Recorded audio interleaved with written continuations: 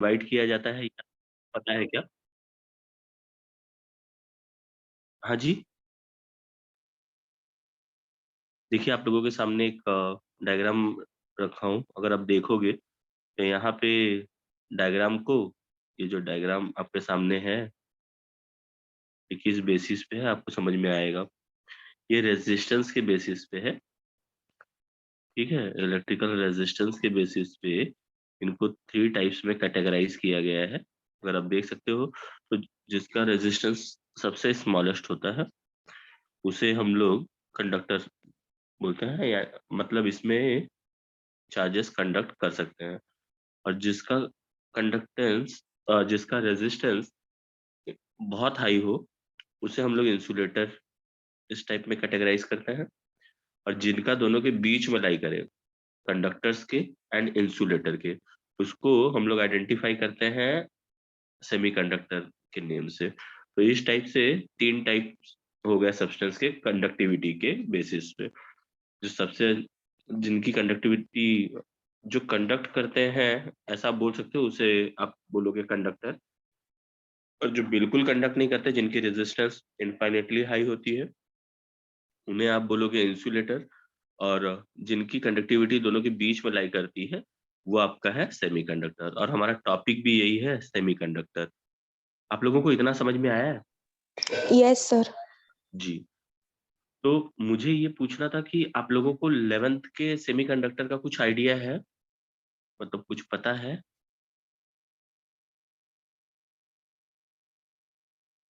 हाँ ना बोलिए, मैं मतलब खुद बताऊँगा इसलिए। मैं इसलिए पूछता नहीं हूँ कि कुछ और मतलब बताना है, आपके बेसिक्स के लिए, क्योंकि मैं डायरेक्ट 12th का टॉपिक स्टार्ट कर दूँ और आपको बेसिक ना पता हो, तो भी प्रॉब्लम है।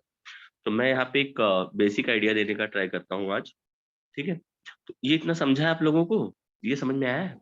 ये यस जो सर। अभी बताया यस मैंने? सर। जी। तो इसके बाद ना मैं मतलब ऐसे ही छोटी-छोटी कुछ चीज़ों को बताना चाहता हूँ कि फिर आपको ये डायग्राम आपने देखा होगा लास्ट ईयर? 11th में आपने ऐसा एक डायग्राम देखा होगा? Yes sir.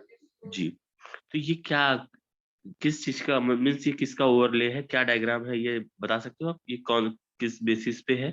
Conductor, semiconductor and insulator का?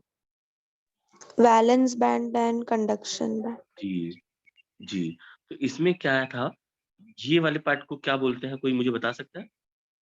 Valence conductors band. या जी, और ये क्या है वैलेंस आपका? कंडक्शन। जी। ये देखिए एक दूसरे में ओवरलैप कर रहे हैं, अगर आप ये देख सकते हो, कंडक्टर्स में ओवरलैप करना, मतलब मैं बहुत ज़्यादा डेप्थ में नहीं जाऊँगा, आप सब बोर्ड के स्टूडेंट हो, ठीक है? ये ओवरलैप करना मतलब ये समझ जाओ कि जो कंडक्शन बैंड है और जो आपका सॉरी कंडक्शन बैंड है और ये जो वैलेंसी बैंड है, ये एक दूसरे के रीजन में ही आ चुके हैं इतना, ठीक है? ये जो रीजन दिखा रहा है, ये ओवरलैप हो चुके हैं। मतलब कभी भी इलेक्ट्रॉन, समझ में आया आप लोगों को? यहाँ से यहाँ जंप करते रहेगा, एकदम स्मॉलेस्ट पॉसिबल एनर्जी मिलते ही, समझ में आया? और इस केस में सेमीकंडक्टर में यहाँ पे आप देखते हो, अच्छा ये गैप को, ये जो गैप है इसको बैंड गैप भी बोलते हैं। यहाँ पे बिल्कुल नहीं है, क्योंकि ओवरलैप किया है, गैप हो ही नहीं सकता।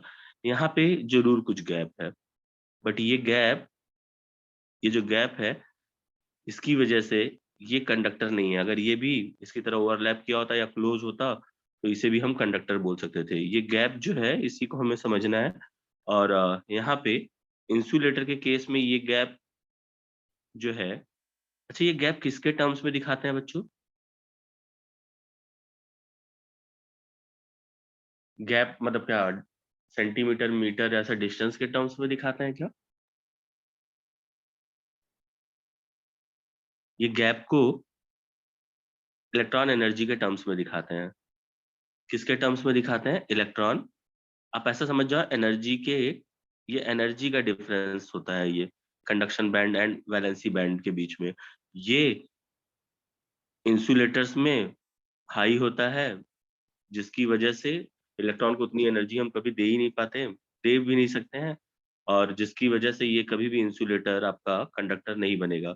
बट ये गैप को ये गैप को एक बार ओवरकम किया जा सकता है, एक बार इलेक्ट्रॉन को एनर्जी दे के bye means of different ways यहाँ से यहाँ के इलेक्ट्रॉन को एनर्जी दे के इनको इसमें भेजा जा सकता है, और एक बार ये इलेक्ट्रॉन यहाँ से यहाँ चले आए मतलब कंडक्टिविटी आपकी स्टार्ट हो जाती है। तो आपको ये समझ में आ गया होगा कि सेमीकंडक्टर इनिशियली इंसुलेटर की तरह वर्क करते हैं, फिर सर्टेन क्राइटेरिया में जिसमें आप एनर्जी देते हो उसके बाद ये आपका काम किसकी तरह काम करना चालू कर देते हैं, कंडक्टर्स की तरह। तो सेमीकंडक्टर्स आप ऐसा मान सकते हो कि इनिशियली ये इंसुलेटर जैसा होता है, फिर सर्टेन कंडीशंस में जब आप इलेक्ट्रॉन को वैलेंसी बैंड से कंडक्शन बैंड में भेजना चालू करते हो तो आपका ये कंडक्टर की तरह काम करेगा। इतना समझ में आया आप लोगों को? Yes, sir.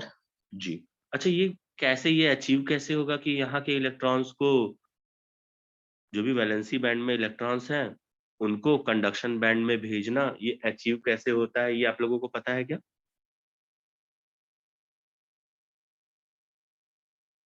ये 2 तरीके से होता है बच्चों। एक जो आपका है bye means of heat. Heat आपको पता है कि हीट भी क्या है? मतलब टेम्परेचर इंक्रीज करके, समझ में आया? हीट क्या है? Form of energy. और मैंने यहाँ क्या बोला, ये एनर्जी का गैप है, मतलब इतनी एनर्जी कम है, तो ये एनर्जी कैसे प्रोवाइड की जा सकती है? Bye means of heat. That means बहुत ज़्यादा उसको हीट नहीं, मतलब कुछ टेम्परेचर, मतलब अगर आप इसका इंक्रीज कर सको तो इन्हें टेम्परेचर गैप की वजह से आपको पता है हीट मिलता है, तो उस एनर्जी की वजह से ये इलेक्ट्रॉन जंप कर सकते हैं। एक ये फेनोमेना हुआ, और दूसरा फेनोमेना है डोपिंग। सुना है आप लोगों ने?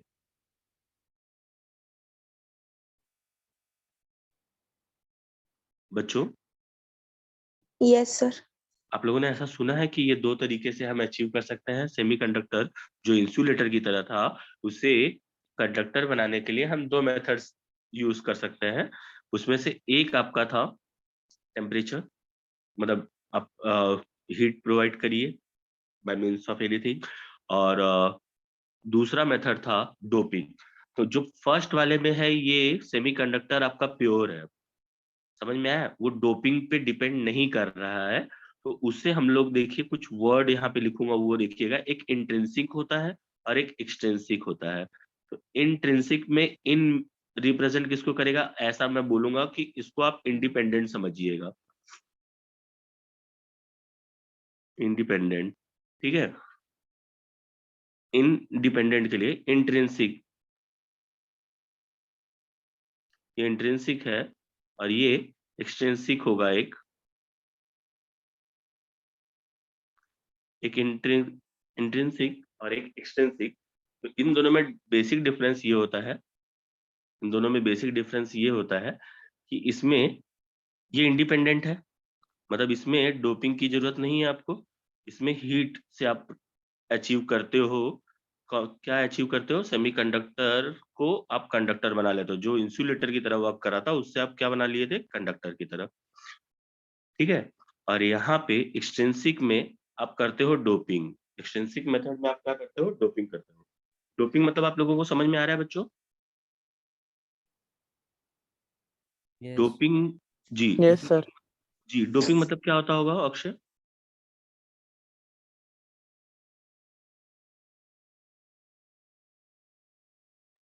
मतलब आपको नहीं पता है क्या ये डोपिंग मतलब क्या होता होगा? ऐसा समझ जाइए कि कुछ चीज मिक्स करते होंगे किसी फॉरेन एलिमेंट को, समझ में आया? इसमें मिक्स करते होंगे किसी एक पर्टिकुलर टाइप में, तो उसके बेसिस पे आपके 2 टाइप हो जाते हैं। इंट्रिंसिक का कोई टाइप नहीं है, इसे आप प्योर की तरह ट्रीट कर सकते हो क्योंकि ये सिर्फ टेम्परेचर के ऊपर डिपेंड करता है, तो आप इसे बोल सकते हो प्योर। और एक्सट्रिंसिक जो है आपका, ये आपका प्योर नहीं रहता क्योंकि इसमें आप फॉरेन एलिमेंट को इसमें फॉरेन एलिमेंट को भी आप इसमें इंक्लूड करते हो, तो इसकी वजह से ये प्योर नहीं रह जाता है। और ये 2 टाइप में ये कैटेगराइज हो जाता है डोपिंग के ऊपर, जो कि डिपेंड करेगा। एक आपका हो जाएगा पी टाइप और दूसरा आपका हो जाता है एन टाइप। ये समझा है आप लोगों को? Yes, sir. जी। मैं ट्राई करता हूँ कि बहुत ज़्यादा सिंपल ही कुछ मतलब बोलूं जिससे समझ में आए। इंट्रिंसिक एक्सट्रिंसिक समझ में आया है आप लोगों को? Yes. Yes. पक्का? इंट्रिंसिक मतलब? Pure element. हाँ, प्योर मीन्स उसमें करते क्या है, ये तो अब हमें समझ में आ गया कि प्योर एलिमेंट है। उसमें हम टेम्परेचर से, समझ में आया है? बाय मीन्स ऑफ टेम्परेचर हम क्या करते हैं, इलेक्ट्रॉन को वैलेंसी बैंड से कहाँ जंप करा सकते हैं, कंडक्शन बैंड में। Induction. ये समझ में आया? और सेकंड वाला क्या होगा आपका? डोपिंग। जी, सेकंड में डोपिंग करते हैं। उसमें प्योर नहीं रह जाता आप, उसमें किसी फॉरेन एलिमेंट को ला देते हैं। समझ में आया? Yes sir. जी, जस्ट अ मिनट, स्क्रीन कहाँ चला गया? हाँ?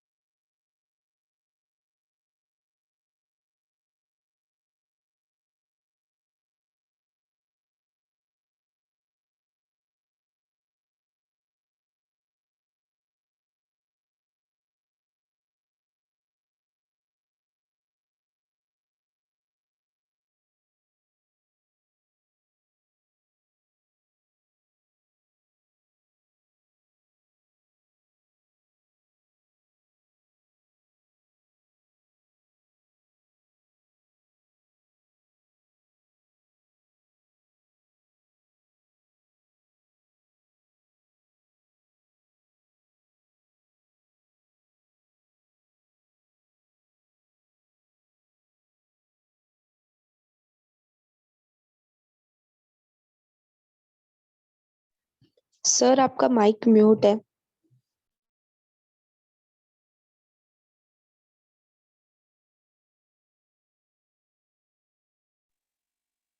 अभी आवाज आ रहा है? Yes sir. जी सॉरी, वो पता नहीं कैसे म्यूट हो गया। मैं सोच रहा था तभी कि वॉइस क्यों नहीं जा रहा है। इंट्रिंसिक मतलब समझ में आया आप लोगों को? Yes sir. यस। Yes.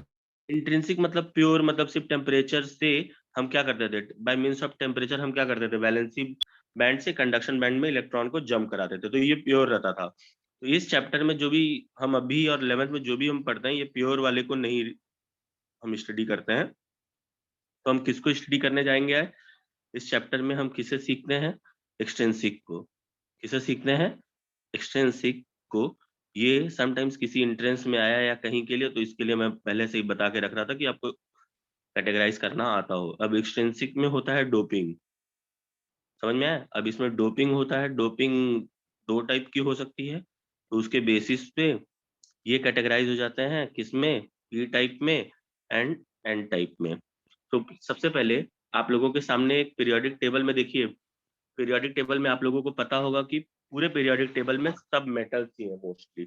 सिर्फ पी एक ऐसा है, पी ब्लॉक ऐसा है, S block, D block, F block, सबको आप मेटल में कैटेगराइज कर सकते हो, सिर्फ हाइड्रोजन को छोड़ के। एस ब्लॉक के हाइड्रोजन इसमें इंक्लूड नहीं करना।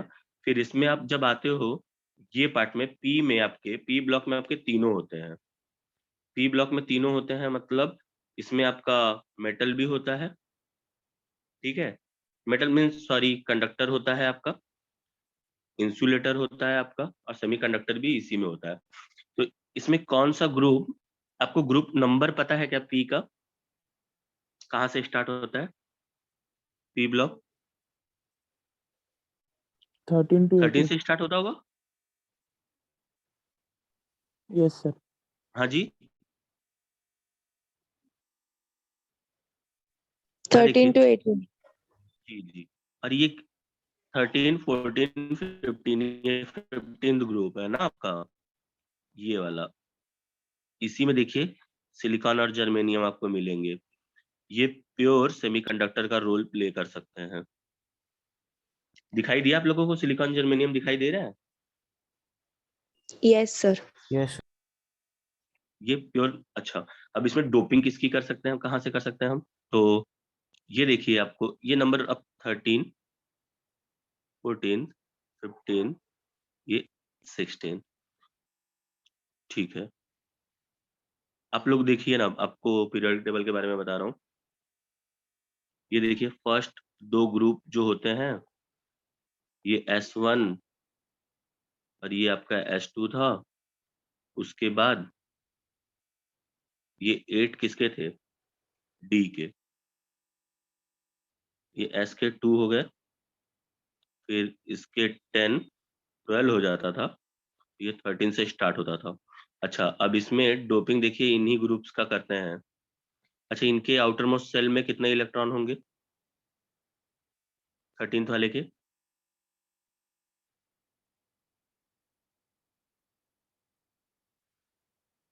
अच्छा, उसको छोड़िए। आप ये बता सकते हो कि एस जो मतलब हम पीरियोडिक टेबल जब हम ड्रॉ करते हैं, जैसे पीरियोडिक टेबल मतलब हम देखते हैं, तो उसमें जो पहला ग्रुप है पीरियोडिक टेबल में, पहला ग्रुप दैट इज एस का पहला, उस ग्रुप को क्या बोलते हैं?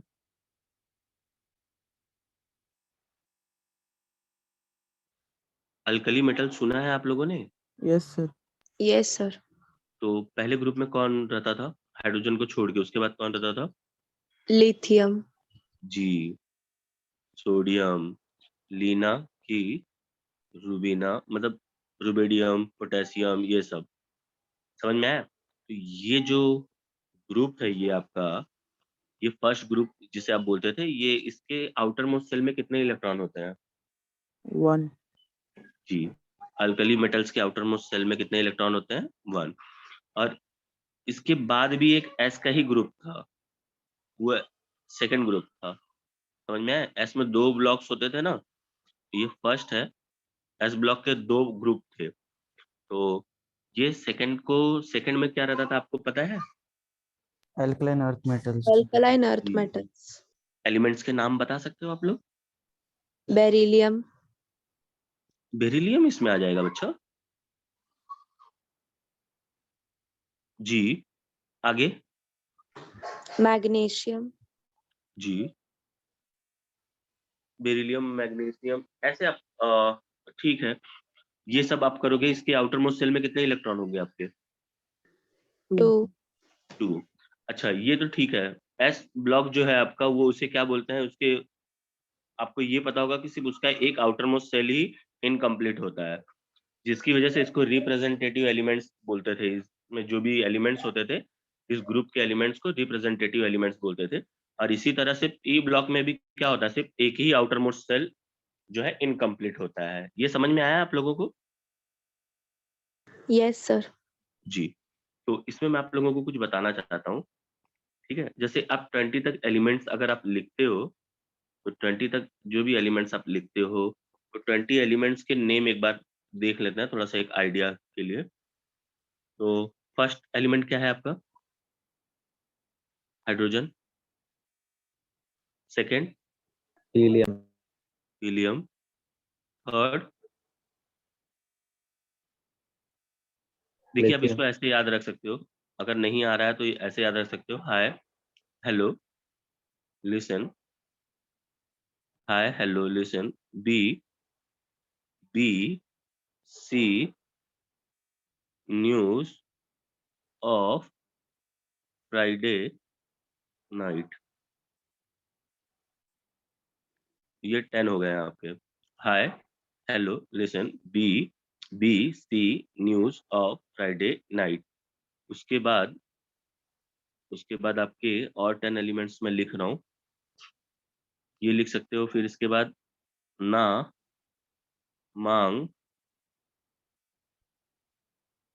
लेजी पर्सन को आलसी बोलते हैं, ना मांग आल सी, ना मांग आलसी, पेप्सी, सोडा, कोल्ड ड्रिंक और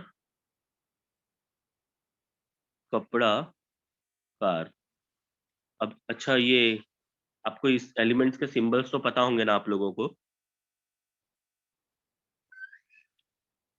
सैरन? Yes, sir. जी, एलिमेंट्स का सिंबल तो पता होगा ना, ये Na क्या रिप्रेजेंट करता है, किसको रिप्रेजेंट करता है? Sodium. Mg, Magnesium. Al, Aluminium. Si, Silicon. P, phosphorus, phosphorus, S, sulfur, sulfur, Cl, chlorine, Ar, argon, argon, K, potassium, potassium, Ca। calcium, calcium, बहुत अच्छे। तो इतना आपको पता है तो मैं बता ले जाऊंगा। तो ये देखिए ना आप, इन जितने भी एलिमेंट्स यहाँ पे मैंने लिखा है सबका सिर्फ आउटर मोस्ट सेल, एक आउटर मोस्ट सेल क्या होता है, इनकम्प्लीट होता है। समझ में आया? तो ये इसमें से कोई भी डी में नहीं जाएगा, ये एस के बाद सीधा पी में प्लेस किए जाते हैं। तो इलेक्ट्रॉनिक कॉन्फ़िगरेशन वाइज अगर आप यहाँ तक यहीं से स्टार्ट करते हैं देखना हम, ठीक है? हाइड्रोजन का ये जो मैंने लिखा है 1, मतलब इसके अंदर कितने इलेक्ट्रॉन्स होंगे? 1। जितना एटॉमिक नंबर होता है उतने ही इलेक्ट्रॉन्स और प्रोटॉन्स होते हैं एटम्स में। हीलियम को मैंने 2 लिखा है तो इसके अंदर कितने इलेक्ट्रॉन होंगे? 2। इसको 3 लिखा है तो इसमें कितने इलेक्ट्रॉन होंगे? 3। ऐसे जिसका जो एटॉमिक नंबर होगा उसके अंदर उतने इलेक्ट्रॉन होंगे। तो इस तरह से लिथियम, ये जो लिथियम मैंने लिखा है, ये लिथियम का इलेक्ट्रॉनिक कॉन्फ़िगरेशन क्या होगा? लिथियम का इलेक्ट्रॉनिक कॉन्फ़िगरेशन कैसे लिखते हैं हम? 2,1, 1, मतलब ये इनकम्प्लीट है। आपको पता है ये सेकंड में कितने इलेक्ट्रॉन्स फील किए जा सकते थे? 8, मतलब इसका ऑक्टेट कंप्लीट किया जा सकता था। ठीक है? तो ये एक ही, लेकिन आउटर मोस्ट एक ही सेल इनकम्प्लीट है। तो ये इसके बाद कहाँ चला जाता है जी? ये दोनों तो एस में रहते हैं, ये S1 में रहेगा, ठीक है? और ये लास्ट में पी में भेज दिया जाता है जहाँ पे सबका कंप्लीट है इनर्ट गैस में। फिर ये 2,1 कहाँ पे रहेगा? S1 में ही रहेगा ये। कहाँ रहेगा ये? क्योंकि SN, इसके आउटर मोस्ट सेल में कितने इलेक्ट्रॉन है? 1 है, हाइड्रोजन की तरह। फिर इसके बाद बेरिलियम आता है, उसके आउटर मोस्ट सेल में कितने इलेक्ट्रॉन होंगे? 2,2। जिसके आउटर मोस्ट सेल में 2 होते हैं उसको S2 में रख दिया जाता है, ठीक है? फिर इसके बाद बोरॉन आता है आपका, यहाँ से बड़ा इंपॉर्टेंट होगा। बोरॉन का एटॉमिक नंबर ये देखिए ना, कौन सा नंबर पे आया है? ये 4 और ये 5। इसको कैसे लिखते हैं हम लोग? 2,3। इसका भी एक ही आउटर मोस्ट सेल इनकम्प्लीट है, तो इसे प्लेस करते हैं, ये पी ब्लॉक के फर्स्ट ग्रुप में जाता है। समझ में आया? 13th में जाता है ये किस में चला जाता है? 13th में। ये समझा आप लोगों को? yes sir, जी। तो कार्बन आपका किस में चला जाएगा बच्चों? 14th group, जी। और ये कौन से ग्रुप में चला जाएगा? 15, जी, 2,5। देखो स्टोरी यहीं शुरू होती है। अब आप इसमें भूल नहीं सकते हो, कभी कोई गलती भी करवाए तो भी नहीं हो सकता है। ये कौन सा ग्रुप दिखाएगा बच्चों? 13th। ये कौन सा ग्रुप दिखाएगा? 14. 14, ये कौन सा ग्रुप रिप्रेजेंट करता है? 15th। 15, देखो यहाँ पे मैंने जो अब अलग लिख रहा था, इसी से मुझे समझ में आया कि आप लोग आंसर नहीं करते हो, फिर नेट का या ये सब का करके बैठ जाते हो पूछने पे।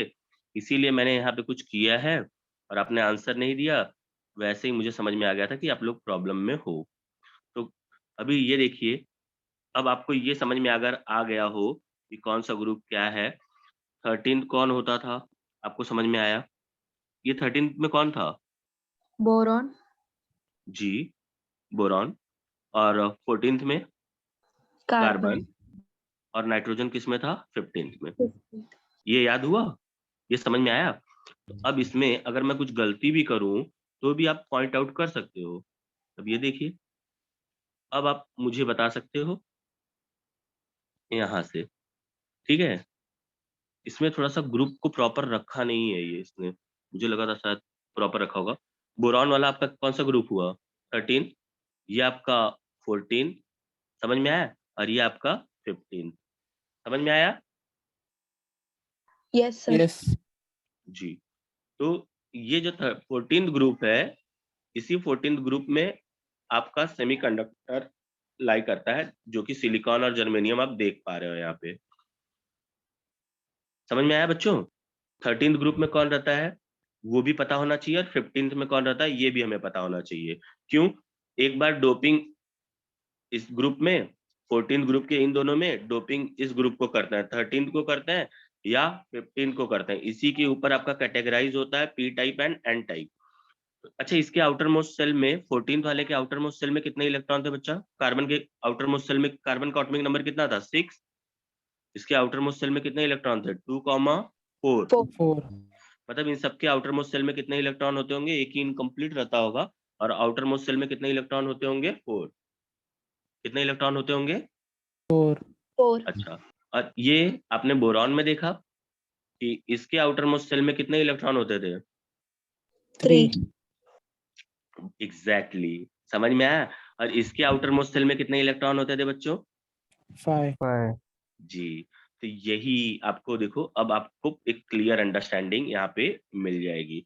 अगर आप देखोगे तो ये पूरा पार्ट आपको एक क्लियर अंडरस्टैंडिंग यहीं पे दे देगा। अब आपको पी टाइप और एन टाइप कोई कितना भी कंफ्यूज करे या ग्रुप के बारे में बोले, तो भी आप बता पाओगे। आप लोग आंसर किया करो, तो मुझे ये नहीं करना पड़ेगा, तो मैं सीधा आगे जा सकता था। मुझे ये पूरा करना पड़ा इसलिए कि आप लोग आंसर नहीं करते हो। तो ग्रुप के बारे में मुझे जानना था कि आप लोगों को पता है कि नहीं।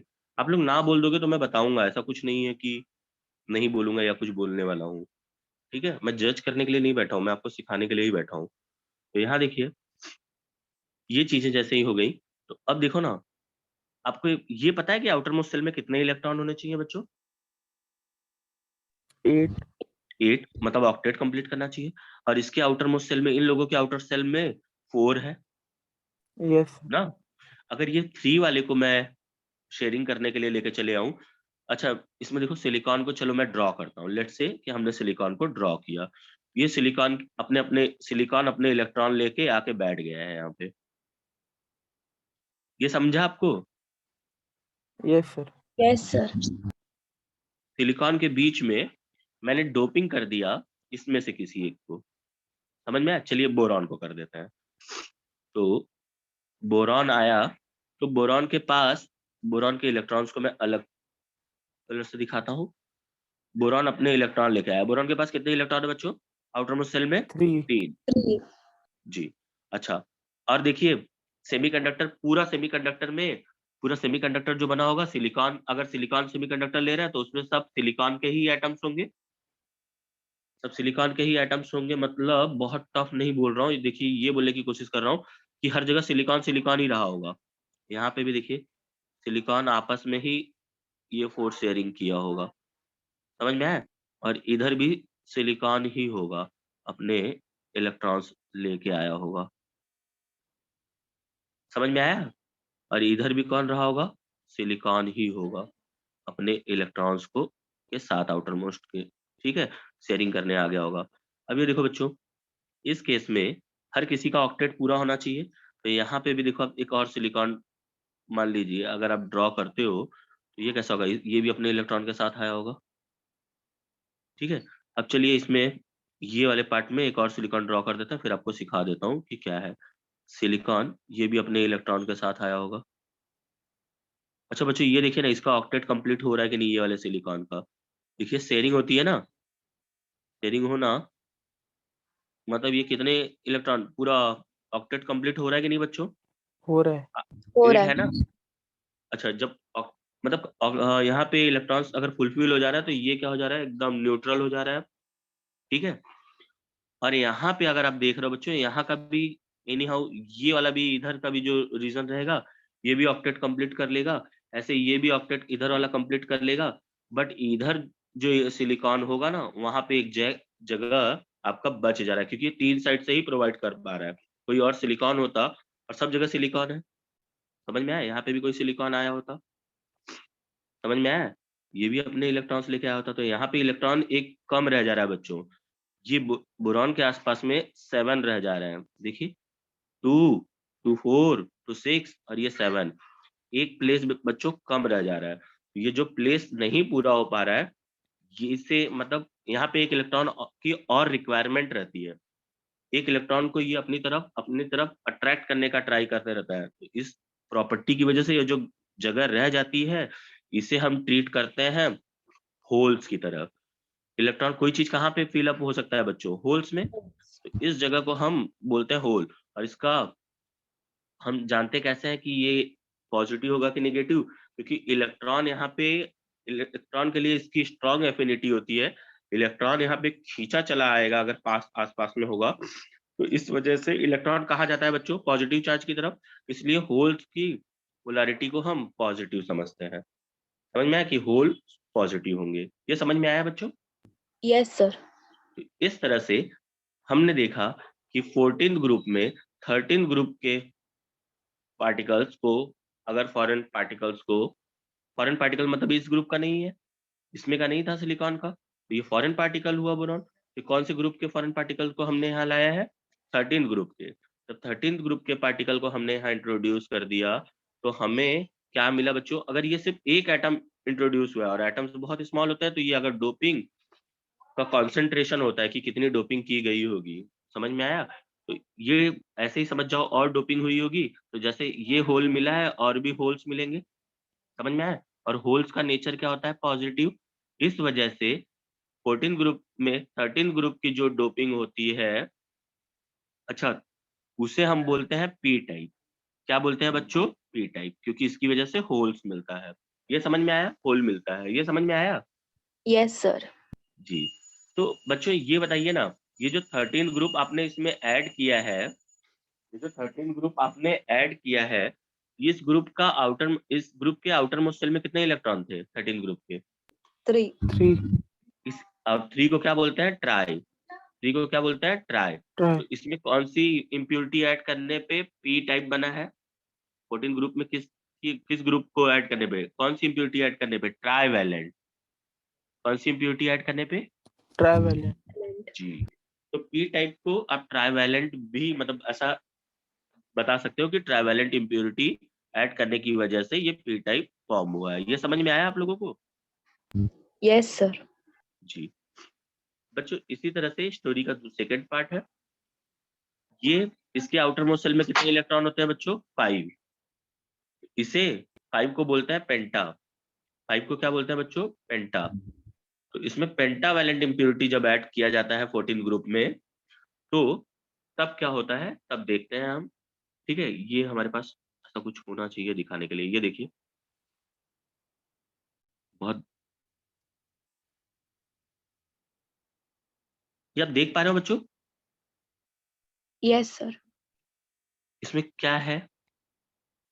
ये देखिए, सिलिकॉन है, ठीक है, इसके देखिए आउटर मोस्ट शेल में 4 इलेक्ट्रॉन्स हैं और फास्फोरस को इसमें ऐड किया गया है। फास्फोरस कौन से ग्रुप में रहता है बच्चा? 15. बच्चों कौन? 15th में।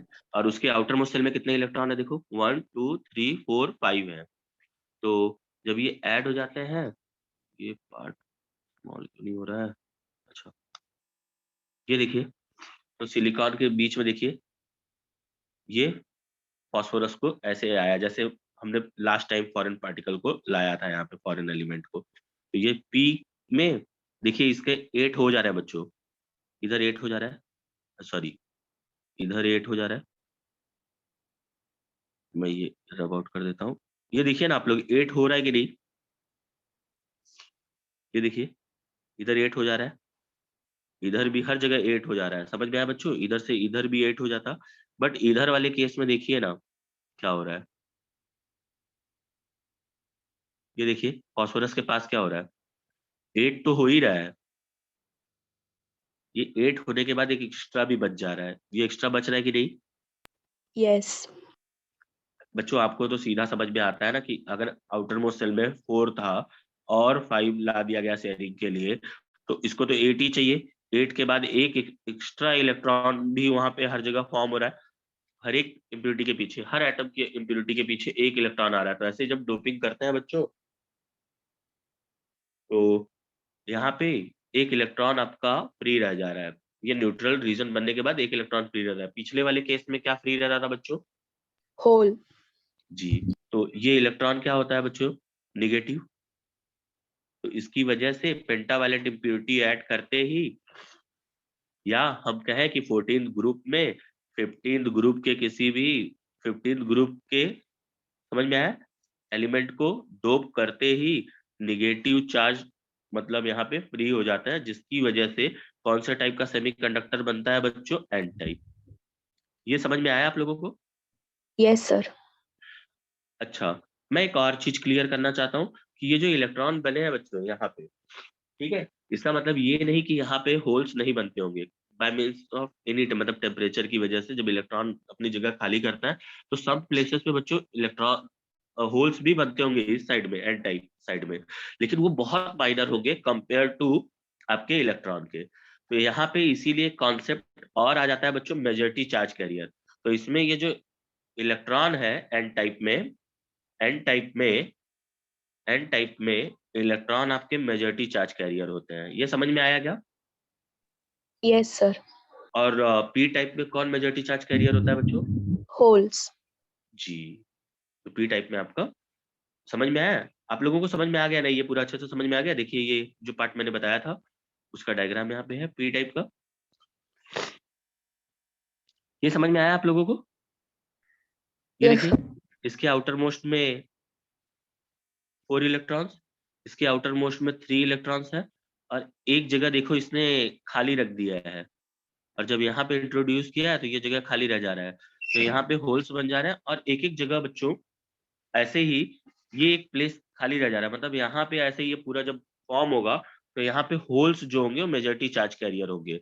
इसका मीनिंग ये नहीं है कि यहाँ पे इलेक्ट्रॉन नहीं होंगे। मैंने जैसा लास्ट टाइम बताया कि किसी वजह से अगर कोई इलेक्ट्रॉन अपनी जगह को छोड़ेगा तो वहां पे भी होल्स फॉर्म हो सकते हैं। तो होल्स इसमें जो होंगे ये मेजॉरिटी चार्ज कैरियर है, और जो इलेक्ट्रॉन उसमें थोड़ा सा निकला होगा अगर किसी प्लेस से, जैसे यहाँ का इलेक्ट्रॉन है, टेम्परेचर बढ़ा और ये सर्टेन टाइम ऑफ पीरियड के लिए अगर ये ऐसे निकलते रहे तो इलेक्ट्रॉन इसमें क्या हो जाएंगे? Minority charge carrier. तो इस तरह से एक कॉन्सेप्ट और आता है। ये मैंने पी टाइप ड्रॉ किया है बच्चों। अगर जब मैं पी टाइप का रिप्रेजेंटेशन करूंगा, पी टाइप का, तो मैं रिप्रेजेंट करते समय बच्चों इसमें सिर्फ क्या बनाऊंगा? पी टाइप में होल्स दिखाने का ट्राई करूंगा। मुझे पी टाइप बनाते समय अगर इसका रिप्रेजेंटेशन करता हूँ तो मैं इसमें सिर्फ होल्स दिखाने का ट्राई करता हूँ। समझ में आया? अगर बहुत ज्यादा होल्स यहाँ पे अगर ड्रॉ करता हूँ तो इसका मतलब इसका कॉन्सेंट्रेशन कुछ ज्यादा होगा, डोपिंग हैवीली की गई होगी। ये समझ में आया? Yes, sir. अच्छा, इसके बीच बीच में बच्चों बहुत नाम मात्र का, मीन्स नॉमिनल, एकदम नेग्लेजिबल ऑलमोस्ट, ऐसे कोई इलेक्ट्रॉन्स भी हो सकते हैं, जो कि ये क्या है आपका? माइनॉरिटी चार्ज कैरियर है। ये आपका क्या है? Minority charge carrier.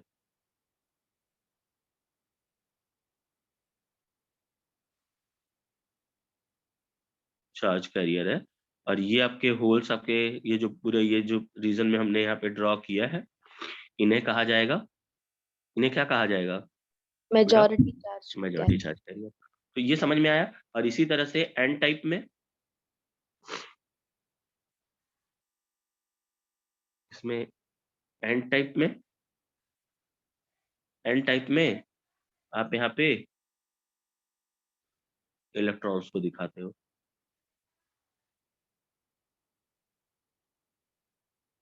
ठीक है, ये आपके मेजॉरिटी चार्ज कैरियर हो जाएंगे, और सम प्लेसेस पे एकदम स्मॉल सा ये दिखा देना, क्योंकि ये भी रीजन कहीं कहीं पे कुछ स्पेशल टाइप के डायोड पढ़ाते समय ये भी काम आएगा। तो इसमें यहाँ पे होल्स जो है ये माइनॉरिटी चार्ज कैरियर है, और इलेक्ट्रॉन मेजॉरिटी चार्ज कैरियर है। ये समझ में आया क्या आप लोगों को? Yes, sir. Yes, sir. जी, बहुत अच्छे। मतलब आप लोगों ने एक बहुत अच्छा पार्ट मतलब समझ लिया है। ठीक है, तो कुछ इसके कैरेक्टरिस्टिक के बारे में हम जानना चाहेंगे। अब हम इंटरेस्टेड हैं किसी अच्छे कैरेक्टरिस्टिक के बारे में। तब क्या होगा बच्चों? जब तब क्या होगा जब हम पी टाइप और एन टाइप को साइड बाय साइड ज्वाइन कर दें। ये पी टाइप है, ये एन टाइप है, इसी में ज्वाइन कर दिया साइड बाय साइड हमने।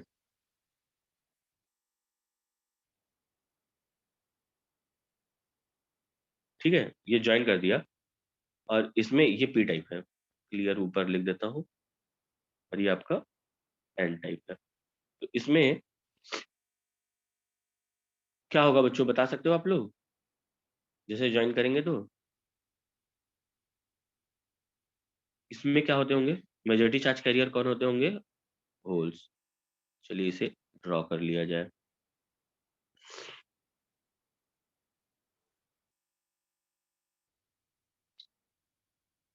और इसमें इलेक्ट्रॉन्स।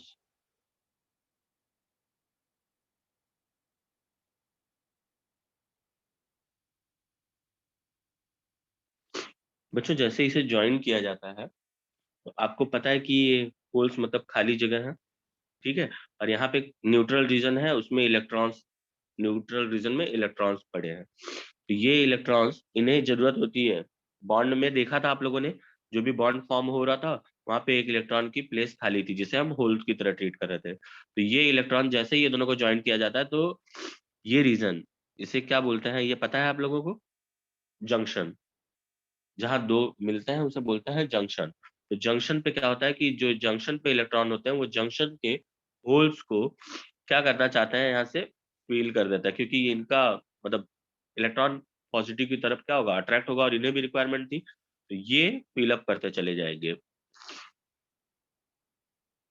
इस तरह से जैसे ये इनको फिल करेंगे तो इनका ये प्लेस खाली होता जाएगा। उसे फिल करने के बाद अब ये जगह फिल हो गया है, मतलब समझ में आ रहा है आप लोगों को? यहाँ तक ये फील हो गया, मतलब क्या हो गया बच्चों, अब यहाँ पे ना इलेक्ट्रॉन दिखेगा ना होल्स। ये न्यूट्रल रीजन जो फॉर्म हो गया है यहाँ पे, समझ में आया? ये जो न्यूट्रल रीजन फॉर्म हो गया है, आप लोगों में से किसी को पता है इसे क्या बोलते हैं? Potential barrier. जी, पोटेंशियल बैरियर नहीं बोलते, इसे बोलते हैं depletion layer region. Depletion region या डिप्लेशन लेयर बोलते हैं, फॉर्म हो जाता है। तो डिप्लेशन रीजन जो फॉर्म हुआ है, इसमें बच्चों आप लोगों ने देखा कि इलेक्ट्रॉन्स, ये इलेक्ट्रॉन्स अपनी जगह छोड़ के गए तो यहाँ होल्स फॉर्म हो गया, ऐसा आप बोल सकते हो। इलेक्ट्रॉन अपनी जगह छोड़ के गए तो यहाँ पे होल्स, और यहाँ पे इलेक्ट्रॉन्स आ गए। तो इस साइड में जहाँ इलेक्ट्रॉन्स आएंगे उस साइड को आप ऐसा निगेटिव ट्रीट कर सकते हो, और इसको पॉजिटिव। इसका मतलब ये नहीं है, इसका मतलब ये नहीं है बच्चों कि ये जो रीजन है कि न्यूट्रल ना रह गया हो, बट क्या हो चुका है कि इलेक्ट्रॉन्स यहाँ पे आ चुके हैं, इसलिए यहाँ का पोटेंशियल है ये निगेटिव डेवलप हो जाता है, और यहाँ पे पॉजिटिव। और ये जगह आप देख रहे हो न्यूट्रल है, मतलब खाली है अब। तो अब इसके बाद खाली जगह पे इलेक्ट्रॉन तो जाएगा नहीं, जिसकी वजह से अब कोई भी, और ये भी कहीं यहाँ पे कोई मूवमेंट दिखेगा नहीं होल्स का। यहाँ से कोई इलेक्ट्रॉन यहाँ नहीं जाएगा कि यहाँ का होल यहाँ आता हुआ फील हो। ठीक है बच्चों? होल्स कब मूव करता है बच्चों? अगर इलेक्ट्रॉन यहाँ से यहाँ चला जाए तो अपनी जगह होल छोड़ के जाएगा, तो ऐसा फील होता है कि होल्स आगे गए हैं। लेकिन ऐसा दोनों चीज यहाँ पे फील नहीं हो रहा है, मतलब ये पोटेंशियल, ये जो सॉरी बैरियर है, इसने क्या किया है, इसे क्या बना दिया है बच्चों? इंसुलेटर। अभी तक इससे क्या बना के रखा है? इंसुलेटर।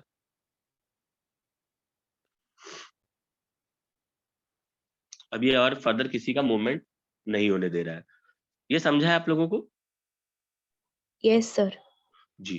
तो अब क्या बच्चों, जब ये समझ में आ चुका है तो आपको दो टाइप की बायसिंग समझ में आनी चाहिए। ठीक है, ये माइनस और प्लस लिख रहा हूं बच्चों, ये माइनस है और ये प्लस है, तो इनके बीच में मतलब पोटेंशियल डेवलप हो गया। देखो इलेक्ट्रिकल किसी रीजन में अगर कहीं पॉजिटिव चार्ज जमा हो जाए, कहीं निगेटिव, तो उनके बीच में पोटेंशियल डिफरेंस आ जाता है।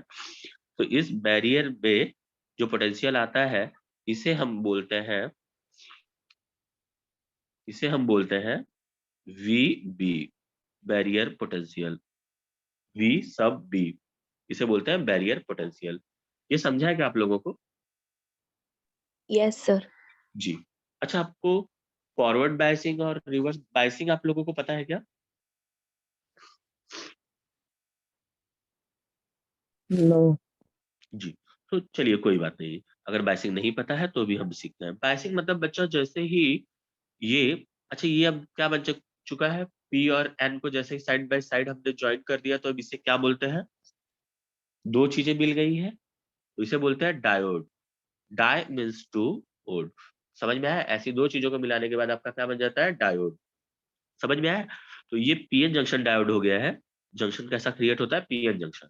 देखो इधर पी रीजन था, इधर एन था, इसकी वजह से जो जंक्शन बना है, इसे आप बोलते हो PN junction diode. PN junction जो फॉर्म करा सके ऐसा डायोड। तो अब इसमें, इसे आप पॉजिटिव आप मान रहे हो, इसे आप निगेटिव मान रहे हो, तो एक कोई एक्सटर्नल सोर्स लेके आ गया, लेट से आप एक बैटरी लेके आ गए, और बैटरी का पॉजिटिव टर्मिनल जो है, पॉजिटिव के साथ आपने ज्वाइन कर दिया, और नेगेटिव टर्मिनल जो है, इसे आप लेके आ गए, नेगेटिव टर्मिनल से ज्वाइन कर दिए। सबको समझ में आ रहा है? Yes, sir.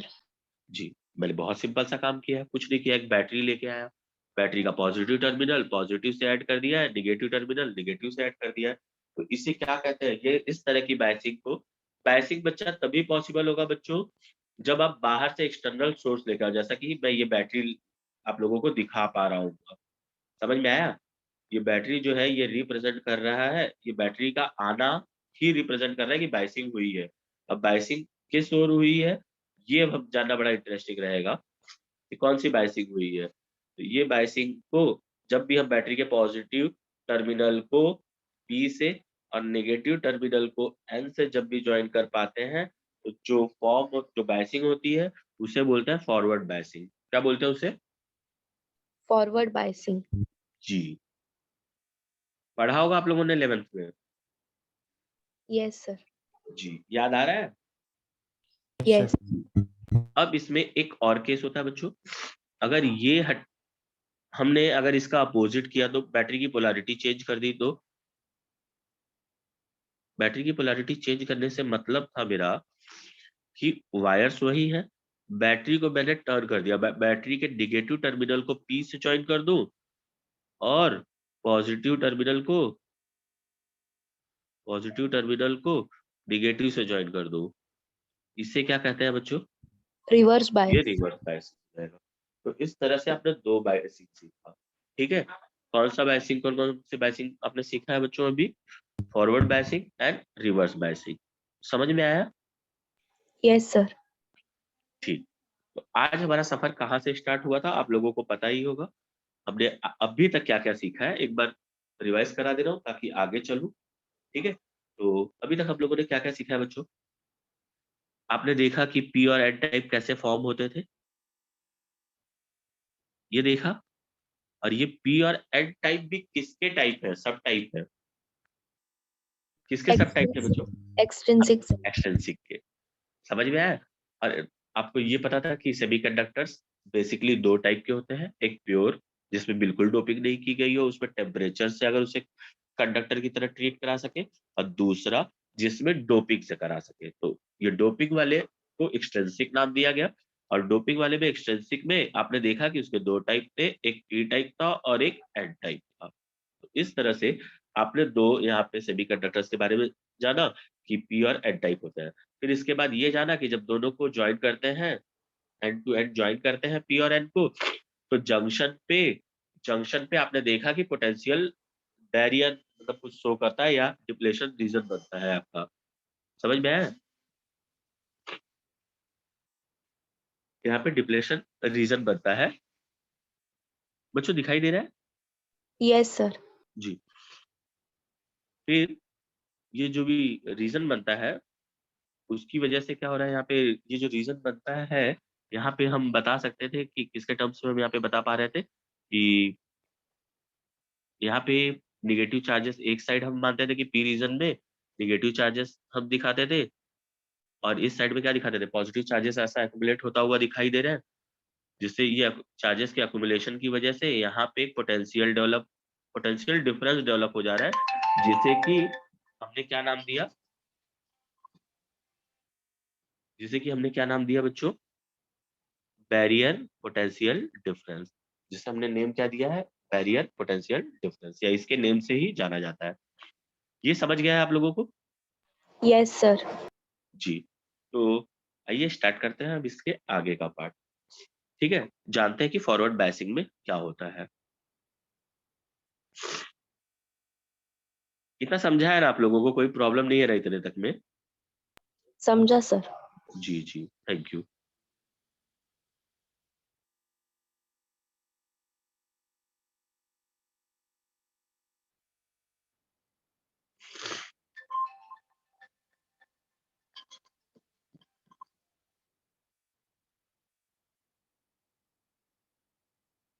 ये पॉजिटिव,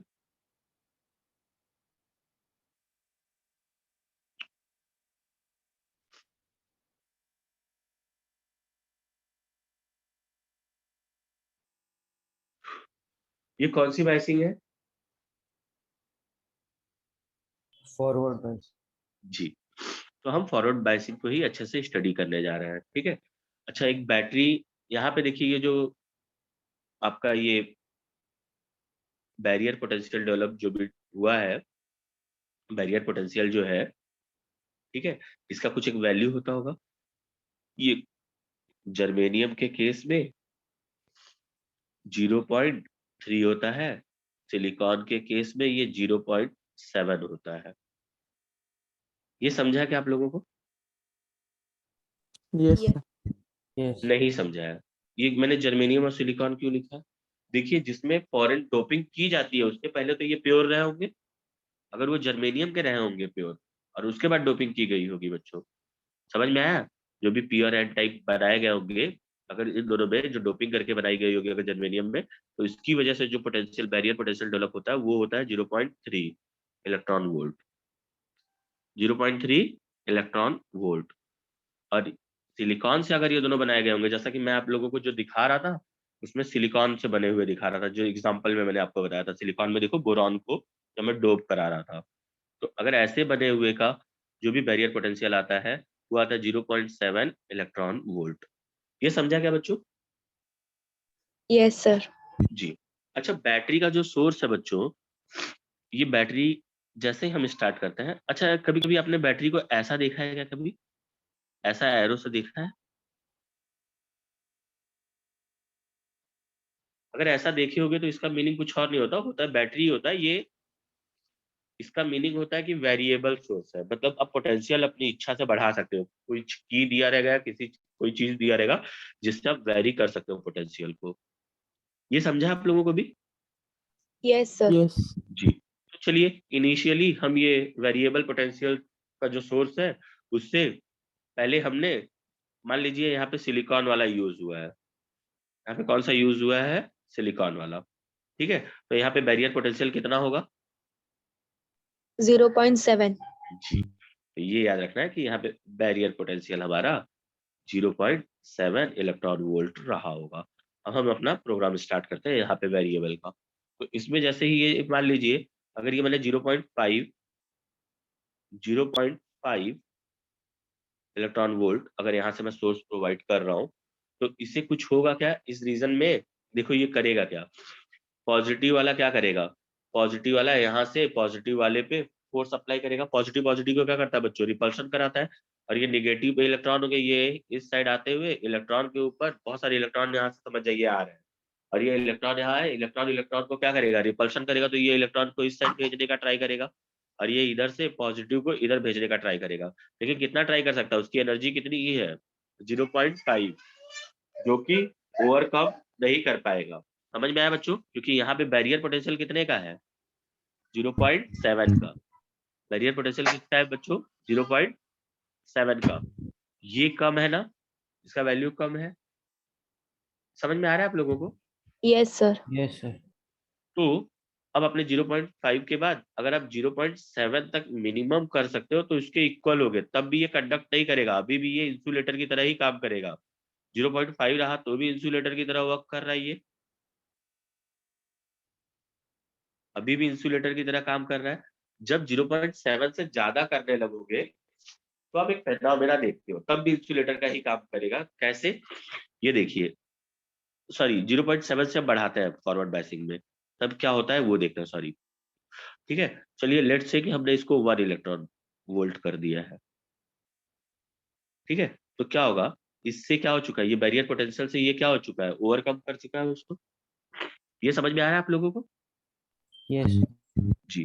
तो जब इसको ओवरकम कर चुका है बच्चों 1 पे, ठीक है, 0.7 पे ही, 0.7 के बाद आप कुछ भी इंक्रीज करोगे, 1 की जरूरत भी नहीं पड़ेगी आपको।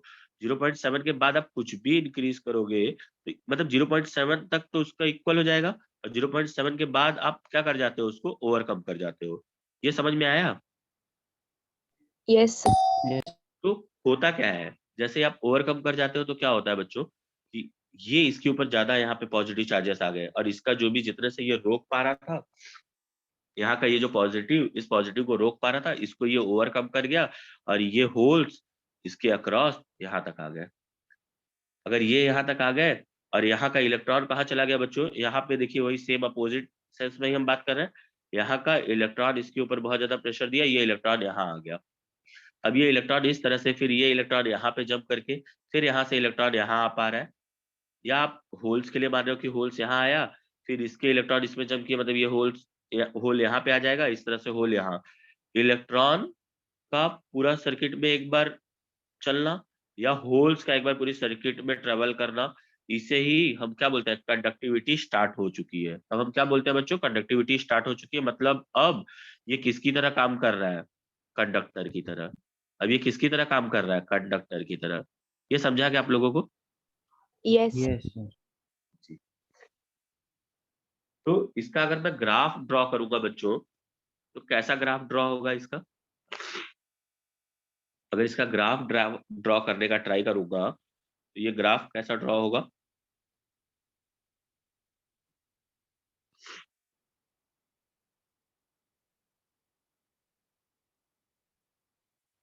ये देखिए, अगर इसका ग्राफ ड्रॉ करने का ट्राई करता हूं मैं,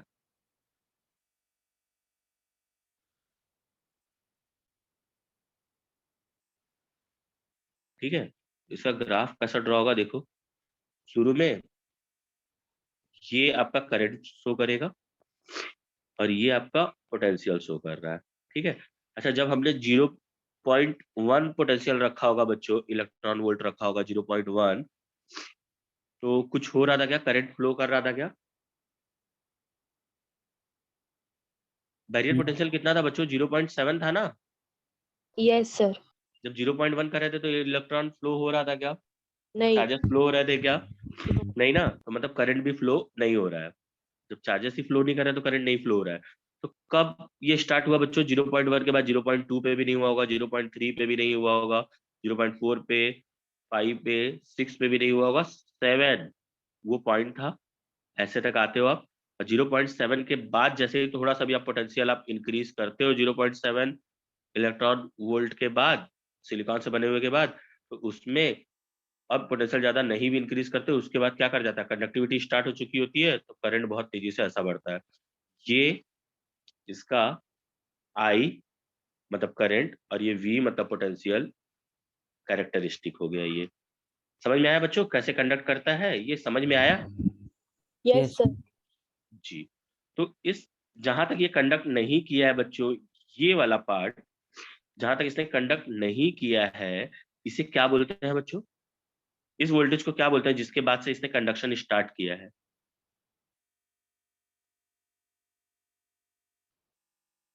नी वोल्टेज। इसको क्या बोलते हैं बच्चों, जहां तक इसको ओवरकम करने के लिए जितना बैरियर पोटेंशियल होगा उतने को ही ओवरकम करना होगा, तो उस पोटेंशियल को बोलते हैं बच्चों नी वोल्टेज। ये समझा क्या आप लोगों को? yes, sir. Yes, sir. तो फॉरवर्ड बायस में कंडक्ट कर रहा था, मतलब कंडक्टर की तरह एक्ट कर रहा था, बट कब कर रहा था, जब नी वोल्टेज के बाद से ना, नी वोल्टेज वो पॉइंट था, यहाँ से कंडक्शन स्टार्ट होता, कंडक्टर की तरह एक्ट कर रहा था सेमी कंडक्टर। ये समझा क्या आप लोगों को? Yes, sir. जी। अब बच्चों सेकेंड पार्ट में आ रहा हूँ। सेकेंड पार्ट ये है, रिवर्स बायसिंग होगा, फॉरवर्ड बायसिंग अगर मैंने बताया है आपको तो। अब रिवर्स बायसिंग में फिर से आप एक पी टाइप, आप एक ये ये पी टाइप और ये एन टाइप, आप लोगों को समझ में आ रहा है? Yes, sir. जी। Praveen, Yes, sir. समझ में आ रहा है ना? Yes, sir. जी। तो ये देखिए, इसमें पी टाइप में क्या होता था बच्चों, फिर से पूछ रहा हूँ। पी टाइप में मेजॉरिटी चार्ज कैरियर कौन थे? Holes. जी। Holes. तो ड्रॉ करते हैं।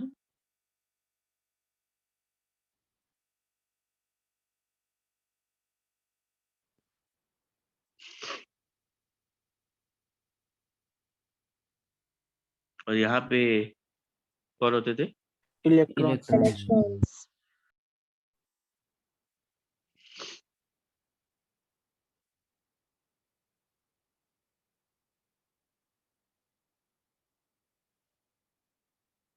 तो आपको पता है यहाँ पे क्या होता था?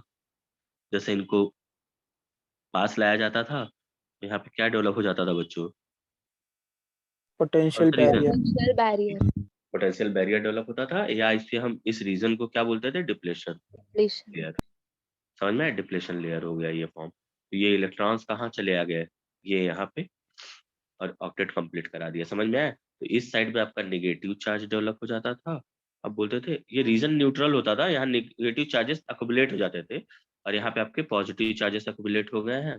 इस तरह से ये यहाँ पे पोटेंशियल जो डेवलप होता था उसे आप बोलते थे बैरियर पोटेंशियल। अच्छा बच्चों, अगर ये पार्ट में ये जब डेवलप हो चुके हैं, ये रीजन को मैं ऐसा दिखा रहा हूँ न्यूट्रल, क्योंकि ऑक्टेट पूरे हो चुके हैं। ठीक है, अब इस रीजन को अगर मैं बैटरी से ज्वाइन करते समय में लास्ट टाइम से उल्टा काम करूं, अगर ये पॉजिटिव को निगेटिव से और निगेटिव को पॉजिटिव से अगर मैं यहाँ पे ज्वाइन कर दूं, तो क्या होगा बच्चों? Reverse bias. Reverse bias. बहुत अच्छे। अच्छा, इसमें आपने लास्ट टाइम में देखा कि एक स्पेसिफिक पोटेंशियल था, उसको ओवरकम करने के बाद ये जितना भी बैरियर पोटेंशियल था, इसको ओवरकम करने के बाद बैटरी से आप क्या करवा पा रहे थे?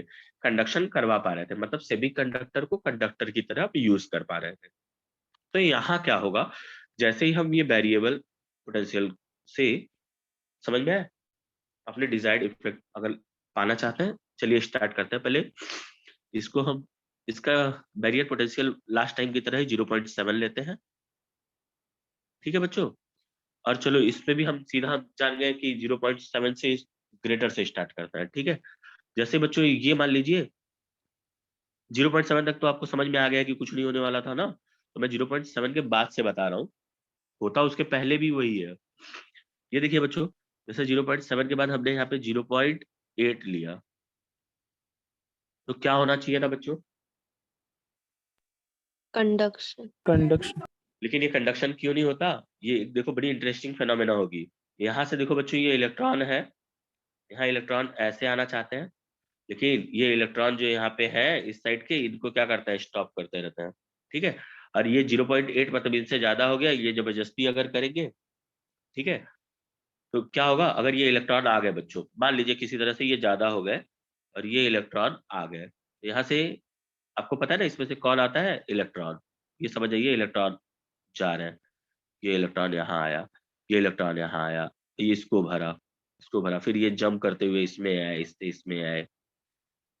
समझ में आया? वो इलेक्ट्रॉन जंप करते हुए इधर आ गए। तो ये जगह को देखो बच्चों, जो ये होल है। सर हाँ जी, हाँ सर बेटा। इलेक्ट्रॉन लेकिन वो होल में जाएगा तो न्यूट्रल हो जाएगा ना। तो देखो ना, ये यहाँ से जंप करता हुआ मान लो यहाँ आ गया, तो ये न्यूट्रल हो गया। तो यही मैं बताना चाहता था बच्चा, बहुत सही पॉइंट पकड़ा है आपने। ये देखो, ये रीजन आपका ये यहाँ तक न्यूट्रल हो गया, और यहाँ से होल्स अगर मान लीजिए ट्रेवल करते हुए आए, आप मान रहे हो पॉजिटिव चार्ज, तो ये रीजन में होल्स यहाँ पे पहले पहुंचेंगे सारे, फिर वहां से यहाँ जंप किए होंगे, और ये जगह अगर मान लीजिए छूट गया होगा, जब ये यहाँ से यहाँ जंप कर गए तो यहाँ नहीं है अब, तो ये रीजन आपका डिप्लेशन लेयर क्या होते जा रहा है बच्चा? ब्रॉड होते जा रहा है। ये समझा क्या आप लोगों को? Yes sir. Yes, sir. इस तरह से क्या हो रहा है, ये डिप्लेशन न्यूट्रल रीजन बड़ा होते जा रहा है आपका। ये जो आपका ये रीजन था, ऐसा समझ जाओ कि जितना इसको आप बढ़ाओगे उतना ज्यादा पोटेंशियल, ये क्या हो रहा है, डिप्लेशन रीजन क्या होते जा रहा है? ब्रॉड होते जा रहा है। Broad. ये समझा क्या? अच्छा, ब्रॉड होने से मीनिंग क्या है कि और ज्यादा तन के खड़ा हो जा रहा है कि नहीं भाई, चार्जेस को नहीं जाने दूंगा, इसके अक्रॉस नहीं जाने दे रहा है ये और बड़ा होते गया। तो इनिशियली जो डिप्लेशन रीजन बहुत स्मॉल सा रहा होगा, वो फैल के यहाँ तक हो चुका है। समझ में आया बच्चों? ऐसा समझ जाओ, ये फैल के यहाँ तक पहुंच चुका है ये डिप्लेशन रीजन।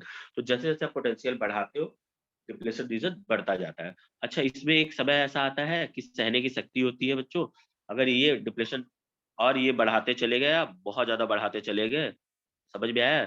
3.8 3.9 ऐसा है, 4 इलेक्ट्रॉन वोल्ट आप ऐसे बढ़ाते चले गए, तो एक टाइम ऐसा आएगा कि ये जो है, ये बैरियर ही ब्रेक हो जाएगा, उसके बाद करंट अचानक से इतना तेजी से बढ़ेगा कि ये जो आपका पार्ट है ये डिस्ट्रॉय हो जाएगा, ये आपका डायोड जो है ये डिस्ट्रॉय हो जाएगा। ये समझा क्या आप लोगों को? Yes Yes. सर। जी, तो इस तरह से बच्चों ये जो पार्ट मैंने अभी आपको समझाया, इसका अगर कैरेक्टरिस्टिक ग्राफ मुझे ड्रॉ करना हो, ये तो रिवर्स बायस्ड है, ये आपको समझ में आ गया है ना? तो इसका ग्राफ जो हम ड्रॉ करेंगे बच्चों, कौन से पार्ट में ड्रॉ करेंगे ये इम्पोर्टेंट होगा, ठीक है?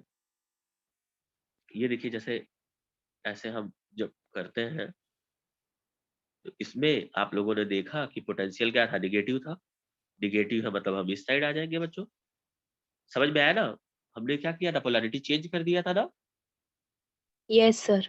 तो इस साइड का ये करंट है और ये पोटेंशियल इसमें दिखा रहा है एक्स पे। तो इस साइड नेगेटिव आ गया मतलब हम इस साइड कर रहे हैं बच्चों। तो 0 से देखिए बढ़ाते जा रहे थे। अच्छा उसमें क्या होता था कुछ माइनॉरिटी चार्ज कैरियर होते हैं इलेक्ट्रॉन जो कि इलेक्ट्रॉन की वज़ह से पुश करने की वज़ह से निकल जाते रहे होंगे। तो एक स्मॉल सा करंट ऐसा मान सकते हो कि रहा होगा उसमें और इसके बाद देखो 0 जिस पॉइंट तक के बाद एक पॉइंट के बाद ये सडनली क्या होता है, ये इसमें किसी एक पॉइंट तक ये बढ़ाते जाते हो आप और वो ब्रॉड होते जाता है। डिप्लेशन रीजन जो है आपका ब्रॉड होते जाता है और एक सडन पॉइंट के बाद ये ब्रेक डाउन हो जाता है। उसके बाद करंट बहुत तेजी से इसमें समझ में आया बच्चों?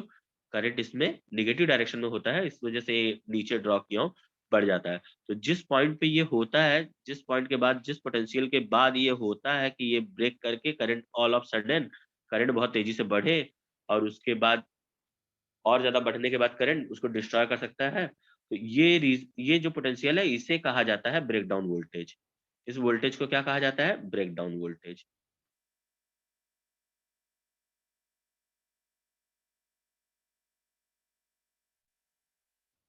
ये समझा है क्या आप लोगों को? Yes, sir. जी। तो सर दोनों का रिपीट आपको करो। रिपीट करूँ? मैंने Yes, क्या sir. बोला बच्चों? मैंने क्या बोला कि देखो पिछली बार की तरह ऐसा नहीं हो रहा था। जब हम पोटेंशियल बढ़ा रहे थे बच्चों, जब भी हम पोटेंशियल इंक्रीज़ कर रहे थे बैटरी का, तो इसमें क्या हो रहा था? डिप्लेशन रीजन क्या हो रहा था? और ब्रॉड होता जा रहा था। तो देखो यहाँ यस पे सर। कल हमने नेगेटिव मतलब नेगेटिव पोटेंशियल का मतलब है कि हमने कनेक्ट कैसा किया था? अपोजिट कनेक्ट किया था।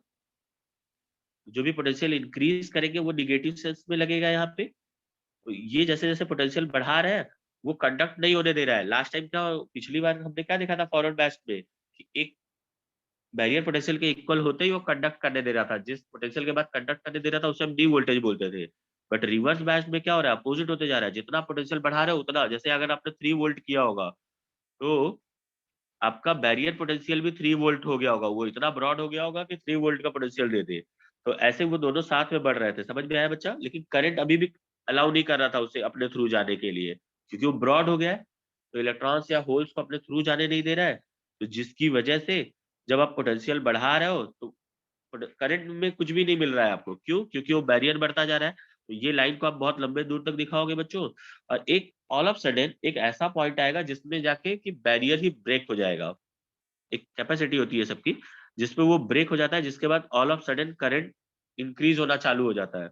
उस वोल्टेज को बोलते हैं ब्रेकडाउन वोल्टेज। जिसपे ऐसा होता है, उसे क्या बोलते हैं बच्चों? Breakdown voltage. इसके बाद ये डायोड जो है आपका बेकार हो जाता है। ये समझ में आया आपको? Yes, sir. Yes, sir. पक्का समझ में आ रहा है?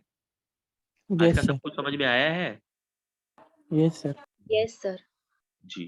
तो आप लोगों ने अभी ये देखा कि आप लोगों ने क्या-क्या सीखा है, ये देखिए एक बार रिव्यू करा मतलब देख लेते हैं हम और इसके बाद आज का टॉपिक यहीं पे खत्म करते हैं, ठीक है? यहाँ पे आज आपने देखा कि PN junction diode PN junction diode ये जो पीएन जंक्शन डायोड होते हैं, ये आपके फॉरवर्ड फॉरवर्ड बायसिंग में कंडक्टर की तरह काम करते हैं, कंडक्ट करते हैं। ये समझ में आया आपको? Yes. Yes sir. ये फॉरवर्ड बायसिंग में तो कंडक्ट करते हैं। क्या ये रिवर्स बायसिंग में भी कंडक्ट कर सकते हैं क्या? इसमें कंडक्ट करता है, रिवर्स बायसिंग में कंडक्ट नहीं करते, ब्रेकडाउन नो। होके वो डैमेज हो जाता है। तो किसकी तरह वर्क करते हैं वो? इंसुलेटर की तरह इंसुलेटर। या ओपन सर्किट की तरह। किसकी तरह काम करता है? ये क्लोज़ सर्किट की तरह काम कर सकता है या कंडक्टर की तरह काम कर सकता है। और वो केस जो होगा, फिर से पीएन आप ड्रॉ करोगे, तो इसमें इसमें किसकी तरह काम करता है बच्चों? इंसुलेटर। जी, मतलब ये ओपन सर्किट की तरह काम करता है, ये बिल्कुल कंडक्ट नहीं करता रिवर्स बायसिंग में। ये समझा है आप लोगों को? Yes, sir. यस। Yes. तो ये तो कैरेक्टरिस्टिक है। अब इसके बाद से आप 12th का स्टार्ट हम लोग यहाँ पे कर सकते हैं, ठीक है? लेकिन आज का टॉपिक मैं यहीं खत्म करता हूँ, मुझे क्लास जाना है, ठीक है? मुझे लग रहा था कि मैं 10:30 तक कर पाऊँगा, बट सॉरी, आप लोगों का जो लेक्चर है यहीं पे एंड करता हूँ, ठीक है? कोई प्रॉब्लम है बच्चों? डाउट है?